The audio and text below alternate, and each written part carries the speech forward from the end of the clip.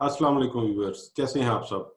आज की ये वीडियो इस लिहाज से ख़ास है कि एक तो ये हमारी पहली इंटरव्यू वीडियो है जो हमने रिकॉर्ड की है आपके लिए।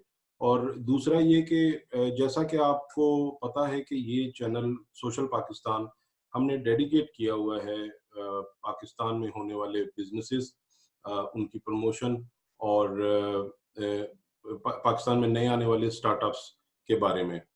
और इसमें ये है कि हमने आज की जो वीडियो है ये किसी बिजनेस स्टार्टअप के बारे में नहीं बनाई, बल्कि इसमें हमने सोचा कि चूंकि ये पहली वीडियो है तो हम किसी अच्छे कॉज के लिए, किसी सोशल कॉज के लिए बेसिकली हम बात करते हैं। वैसे तो पाकिस्तान में शुरू होने वाले जितने भी स्टार्टअप्स हैं वो किसी ना किसी एंगल से सोसाइटी के लिए बेनिफिशियल साबित हो रहे हैं।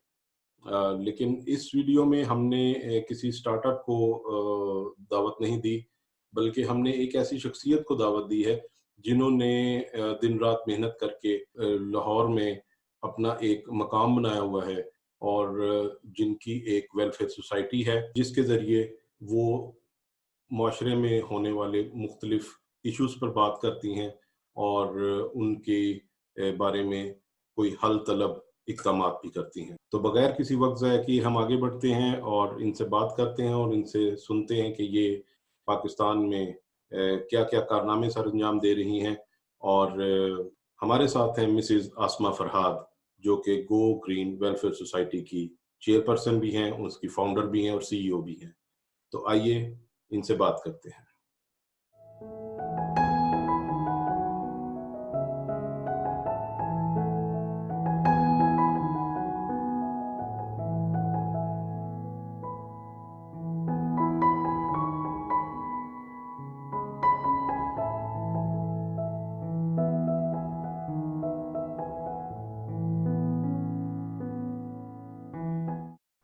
आसमा, सबसे पहले तो हम आपको वेलकम करते हैं अपने शो में। सोशल पाकिस्तान की तरफ से आपने टाइम दिया, बहुत शुक्रिया आपका।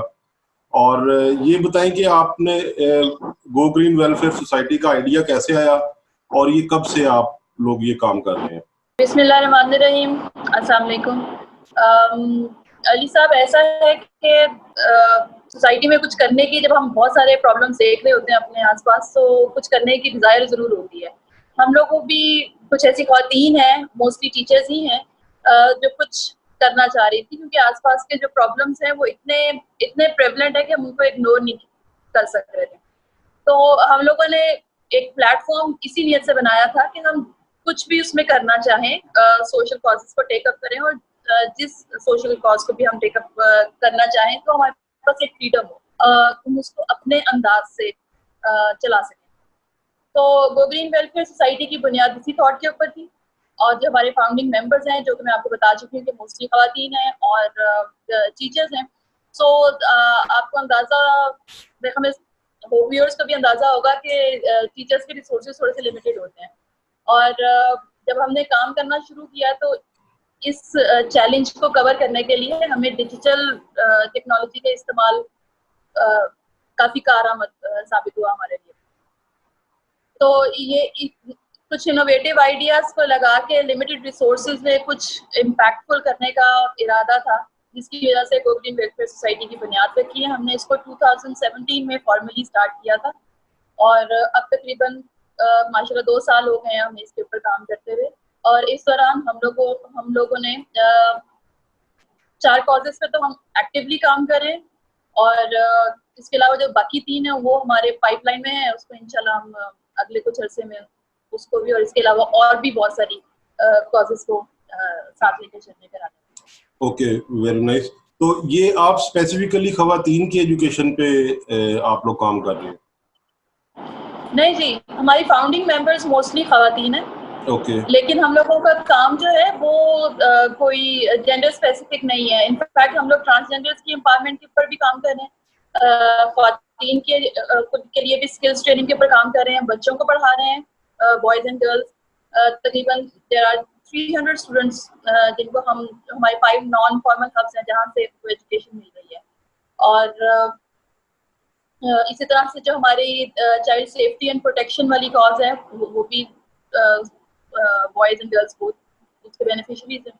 तो और अभी आपकी टीम में टोटल कितने मेंबर्स हैं? जी, फाउंडिंग मेंबर्स हम 20 और उसके बाद सोसाइटी से होता है कि वो ऑफिस बेयरर्स होते हैं। So there are 7 elected office bearers. इसके अलावा ऑफिस बेयरर्स के साथ जो है प्रोजेक्ट डायरेक्टर्स हैं, वो प्रोजेक्ट एग्जीक्यूटिव्स हैं। हर प्रोजेक्ट का एक डायरेक्टर है, फिर डायरेक्टर के साथ हेड है और कोऑर्डिनेटर्स हैं, और उसके बाद भी हमारा स्टाफ है। अभी तक आप लोगों ने कितने प्रोजेक्ट्स कर लिए हैं, और ये है कि ये आपका जो दायरा कार है ये लाहौर की हद तक ही है या anywhere in Pakistan you go and perform your duties? इसमें ऐसा है कि लाहौर बाउंड नहीं है हम लोग। लाहौर से बाहर तकरीबन पूरे मतलब पंजाब में हम कहीं पे भी कर सकते हैं। जैसे भी हमें कोई कॉल आती है, बिकॉज हमारे काम करने का तरीका ये है कि हम लोकल कोलैबोरेटर्स के साथ अपने एरिया में जो कोई हमारे प्रोजेक्ट्स को टेक करना चाहता है, हम उसके साथ कोलैबोरेट कर लेते हैं, और वो फिर उनको गाइड हम कर रहे होते हैं।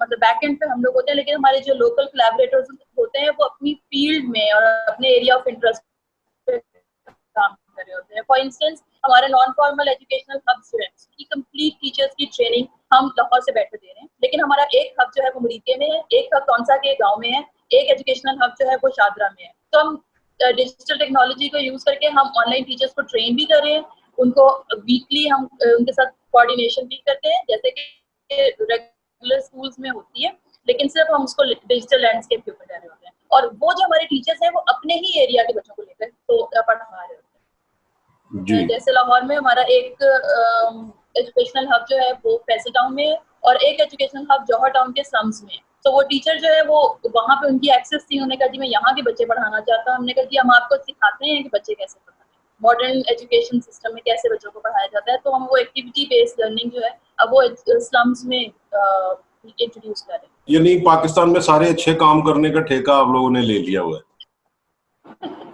We can say this. ऐसा ही है, नियत है। ठीक है, नियत है। चले, अल्लाह ताला आपको और तौफीक दे। अच्छा, मैं ना आपका ऐड देख रहा था जो आपने मुझे भेजा था, तो उसमें आपने वो हाउस यूनिट्स का बता रहे थे कि एजुकेशनल यूनिट्स आप लोग बनाते हैं घरों में जाके। तो वो कॉन्सेप्ट जी, आपने कहाँ से वो लेके आए हैं, और अभी तक आपके प्लेटफॉर्म पे कितने यूनिट्स बन चुके हुए लाहौर? अच्छा ये है कि वो जैसे कहते हैं ना कि जरूरत इजाद की माँ है, तो ये जो नॉन फॉर्मल एजुकेशनल हब और उसको डिजिटल टेक्नोलॉजी के साथ उसको कोऑर्डिनेट करना, ये ख्याल हमें इसलिए आया क्योंकि एक स्कूल बनाने के लिए, एक चैरिटी स्कूल बनाने के लिए बहुत सारे रिसोर्सेज दरकार होते हैं, जो फ्रैंकली स्पीकिंग हमारे पास नहीं थे। लेकिन ये है कि हम लोग को एक डिजायर थी कि ये लिटरेसी के ऊपर काम करना है, उसकी बहुत जरूरत है। तो हमने बहुत सोचा कि इसको किस तरह से हम लेके जाएंगे। It should be a low budget project and scheme. So this is how it came out. The idea came out कि let's have some non-formal educational hubs. हम लोगों को ट्रेन करते हैं, अपने ही घर में पढ़ाएं उन बच्चों को जो आउट ऑफ स्कूल है या किसी भी वजह से वो स्कूल नहीं जा सके, और अपने ही एरिया ऑफ इंटरेस्ट में, क्योंकि people are active in their own communities. और फिर वहाँ पे ये है कि वो उनको पढ़ाना कैसे है वो हम उनको ट्रेन करेंगे। सो अभी हमारे जो 5 नॉन फॉर्मल एजुकेशनल हब्स है वहाँ पे हमारे माशाल्लाह 15 रजिस्टर्ड टीचर्स हैं, जिसमें से 12 खवातीन।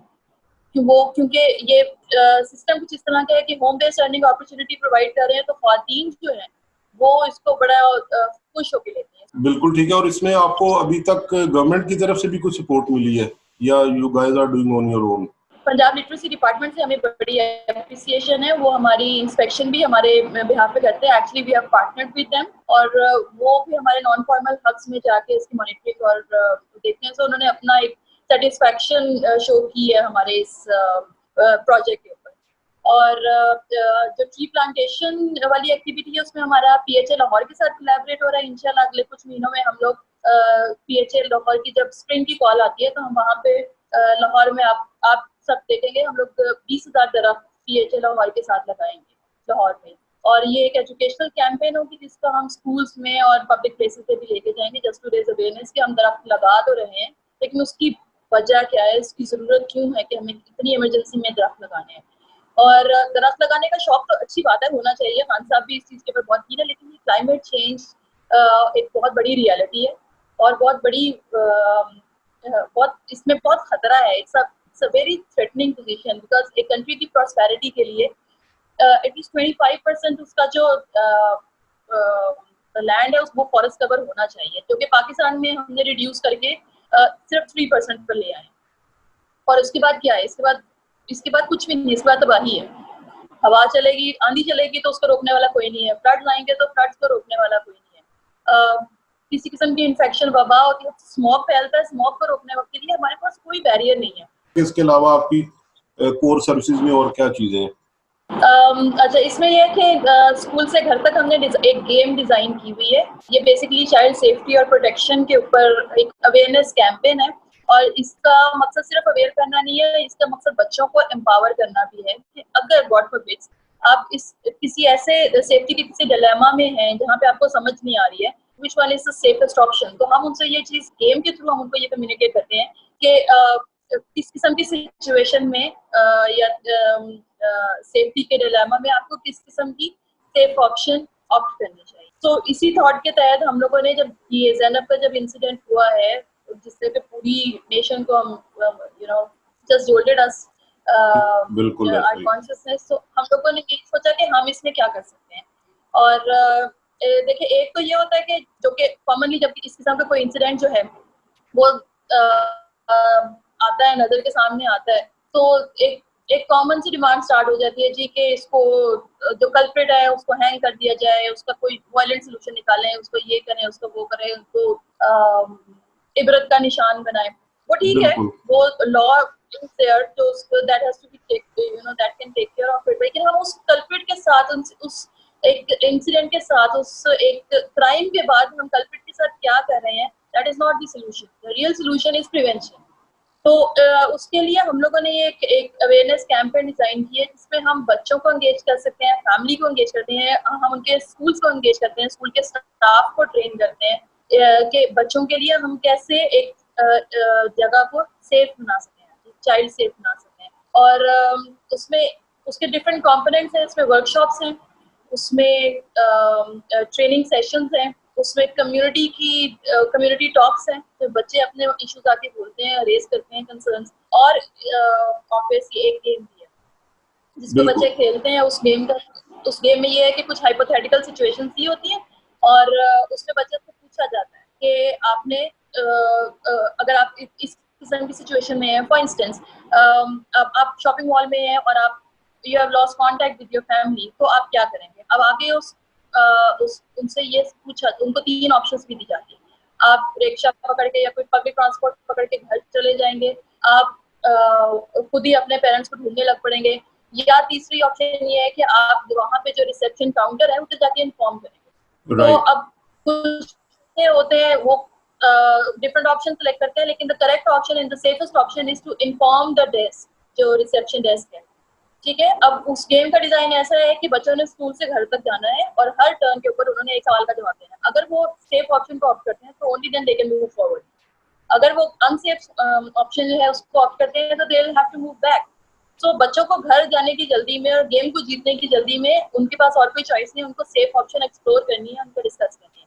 हाँ, एक वो मैंने एक दफा ना मेरी नजर से आपके वो गुजरा था, जो आपने बुक्स बनाई हुई है, ये इसी की, ये घर से ये बच्चों का जो था स्कूल से घर तक की, तो ये जी। हाँ, ये आप हमारे व्यूअर्स को बता दें कि ये किस तरह आपसे या इसके अलावा कोई और मटेरियल है, कोई और कंटेंट है जो आप लोग डिस्ट्रीब्यूट करते हैं या सेल करते हैं या जिस तरह भी आप देते हैं, तो वो जरा व्यूअर्स को बता दें कि वो किधर अवेलेबल है और वो उसका मंगवाने का क्या तरीका है।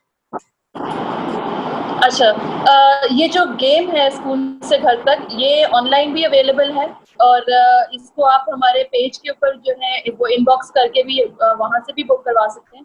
तीसरा आपने बताया कि ट्रांसजेंडर्स हैं, तो मुझे याद है कि 1.5 साल पहले हमने एक इवेंट करवाया था, तो कुछ ट्रांसजेंडर साहिबान ने हमारे उधर आपके रेफरेंस से स्टॉल भी लगाया था, आपको याद होगा, जिसने बाहर पे, तो वो बड़ा मुझे अच्छा कॉन्सेप्ट लगा था कि वो आप लोग जो है उनके लिए रोजगार का भी वो बंदोबस्त आपने किया हुआ है। तो वो जो है वो उसमें तो खैर थोड़ा सा कंट्रोवर्शियल है पाकिस्तान के हिसाब से, जैसा कि आप समझती हैं, तो अभी क्या आप लोग कर रहे हैं उनके लिए, ट्रांसजेंडर्स की एजुकेशन के लिए, उनके काम के हवाले से अभी क्या चीजें आपके पाइपलाइन में? सर जी ऐसा है कि ये ट्रांसजेंडर्स के लिए के अगेंस्ट डिस्क्रिमिनेशन और प्रेजुडिस इतना स्ट्रॉन्ग है कि आप ये समझें कि उनकी फैमिली स्पेशली उनकी इवन उनकी मदर्स तक को उनको अमेंडमेंट करना पड़ता है because people do not let them live with their families और दे फील इट कि अगर वो उनके नेबरहुड में कोई ट्रांसजेंडर रह रहा है तो ये बड़ा टैबू समझा जाता है, ये दे फील स्कैंडलाइज्ड। अभी तक जिनको हमने रिकमेंड किया अल्हम्दुलिल्लाह वो काफी सक्सेसफुल हैं। एक स्कूल ने उनको चांस दिया है, सो उनके लिए जगह बनाई है, बल्कि उनकी एजुकेशन लेवल इतना सेटिस्फैक्टरी नहीं था तो उन्होंने स्कूल वालों ने क्या किया कि उनको ऑन जॉब ट्रेनिंग भी की और ऑन जॉब उनको एजुकेट भी किया। तो कुछ इस तरह के लोग हमें मिल जाते हैं जो हमारे साथ कोलैबोरेट करते हैं। चले ठीक है आसमा, ये आपने आज टाइम निकाला हमारे लिए, थैंक यू सो मच। और थैंक यू सो मच आपका फॉर हैविंग मी ओवर। नहीं, मोस्ट और I am welcome, sure any time. काफी स्ट्रॉन्ग इम्पैक्ट पड़ेगा। और ये वाली जो एपिसोड थी ये इस लिहाज से खास है, इसमें सारी सोसाइटी का फायदा है और आप लोगों से रिक्वेस्ट है कि जितना भी आप जुड़ सकते हैं गो ग्रीन वेलफेयर सोसाइटी के साथ, वो आप इनके साथ जुड़े, इनके हेल्पिंग हैंड्स बने और इनको सपोर्ट करें ताकि हम सबका कलेक्टिव भला हो। तो अगली वीडियो तक के लिए इजाजत दीजिए। अल्लाह हाफिज।